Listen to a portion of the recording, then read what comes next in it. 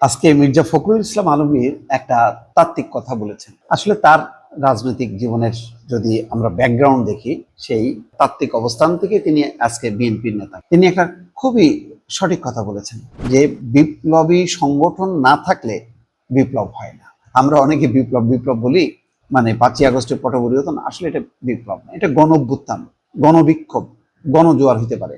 বিপ্লব পরে হচ্ছে একটা বিপ্লবী দল, যেমন চীনে হয়েছে, বলশেভিক পার্টি রাশিয়ায় করছে, চীনা কমিউনিস্ট পার্টি মাও সেতুংয়ের নেতৃত্বে, রাশিয়ায় লেনিন।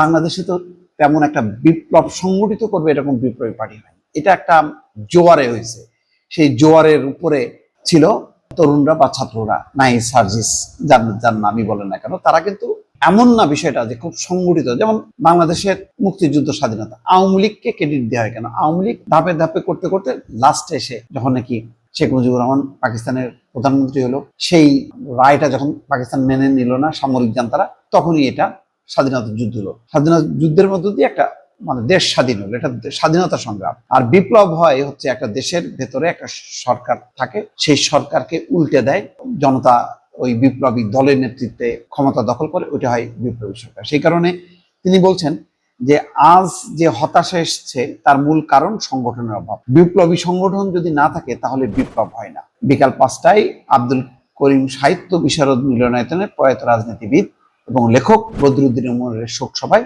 তিনি এই কথা বলছেন। খুব সঠিক কথাটাই তিনি বলেছেন দর্শক।